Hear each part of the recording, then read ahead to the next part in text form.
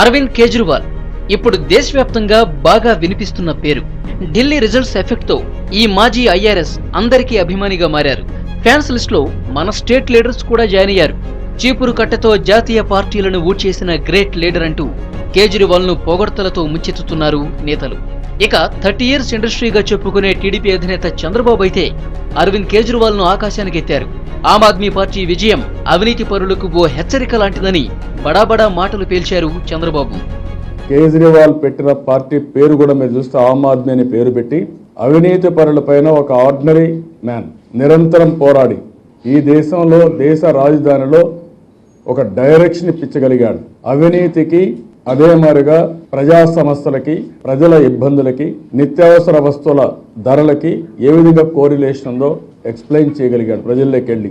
దాంతో ఈరోజు 28 సీట్లు అతనికి వచ్చే పరిస్థితి వచ్చిందంటే ఇది ఒక వినూత్నమైనటువంటి ప్రయోగం. మిస్టర్ మేధావి లోక్సత్తా అధినేత జయప్రకాష్ నారాయణ ఢిల్లీ ఫలితాలపై కొత్త భాష్యం చెప్పారు. రాష్ట్రంలోలా ఢిల్లీలో కులమత రాజకీయాలు ఓటును అమ్ముకునే పరిస్థితి లేకపోవడం వల్లే ఏఏపీ విజయం సాధించిందన్నారు. రాజకీయాల్లో మార్పు కోసం తెగ స్పీచులిచ్చే జేపీ ఆమ్ ఆద్మీ పార్టీని ఒక ఐకాన్ గా కితాబిచ్చారు.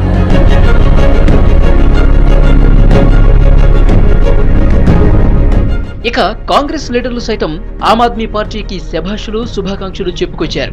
మాజీ మంత్రి జేసీ దివాకర్ రెడ్డి మరికాస్త ముందుకెళ్లి ఆమ్ ఆద్మీ పార్టీలా మరో కొత్త పార్టీ ఏర్పడాల్సిన అవసరం ఉందన్నారు. కేజ్రీవాల్ లాంటి నాయకుడి కోసం ఎదురు చూస్తున్నామన్నారు. తప్పకుండా ఇక్కడ కూడా మా లాంటి వాళ్లకు మార్గాన్ని చూపించడానికి తప్పకుండా ఆమ్ ఆద్మీ మాదిరి మరొక కేజ్రీవాల్ ఈ రాష్ట్రంలో పుట్టుకు వస్తా అనేటువంటి నమ్మకం విశ్వాసం నాకుంది. కేజ్రీవాల్ ఇవాళ ఏం చేశాడు? 50-55 సంవత్సరాలు ఉంటాయి ఆయనకు. అంత వయసు ఉన్నటువంటి వాళ్ళు ఈ రాష్ట్రంలో కూడా అతను ఏ రకంగా అయితే పదవి త్యాగం చేశారో పదవిని కూడా లెక్క చేయకుండా త్యాగం చేసి మరొక కేజ్రీవాల్ పుట్టుకొస్తాడేమో అనేటువంటి ఒక ఆస్తోనం. ఏఏపీని పొగడ్తల్లో ముంచెత్తుతున్న మన నేతలు కేజ్రీవాల్ కు తమకు మధ్య తేడాను గుర్తించలేకపోతున్నారు.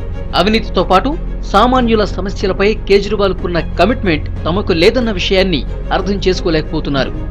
పులిని చూసి నక్క వాత పెట్టుకున్నట్లు ఏఏపీలా తమ పార్టీ కూడా వచ్చే ఎన్నికల్లో అనూహ్య ఫలితాలు సాధిస్తుందని ఊహల్లో తేలిపోతున్నారు.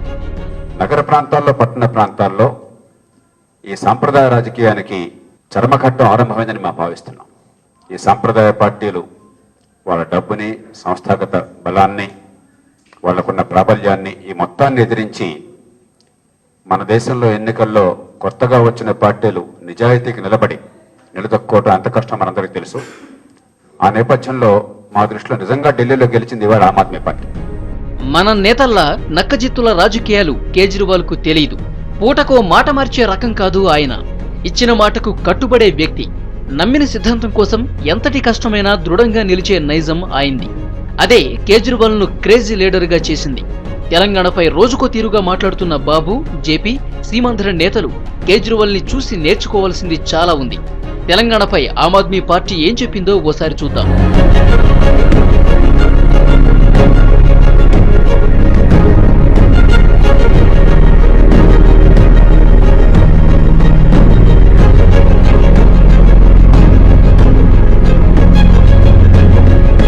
దశాబ్దాలుగా కొనసాగుతున్న ప్రత్యేక తెలంగాణ ఉద్యమం విషయంలో కొన్ని పార్టీలు నమ్మక ద్రోహానికి, నయవంచనకు, ఆత్మవంచనకు పాల్పడ్డాయని ఏఏపీ విమర్శించింది.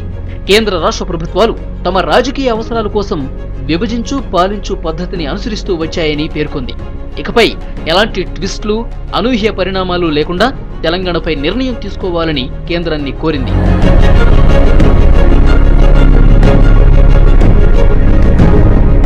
తెలంగాణ ఉద్యమాన్ని స్వాగతిస్తున్నామన్న ఏఏపీ ఎలాంటి షరతులు లేకుండా ప్రత్యేక రాష్ట్రం ఏర్పాటు చేయాలని కేంద్రాన్ని డిమాండ్ చేసింది. అపోహలు, అభద్రతా భావం లేకుండా కొత్త రాష్ట్రంలో తెలుగు ప్రజలంతా కలిసి జీవించేలా చర్యలు తీసుకోవాలని సూచించింది. మైనార్టీ హక్కులకు రక్షణ కల్పించాలని కోరింది. పరిపాలన సౌలభ్యం కోసం చిన్న రాష్ట్రాల ఏర్పాటును తమ పార్టీ సమర్థిస్తుందని స్పష్టం చేసింది ఏఏపీ.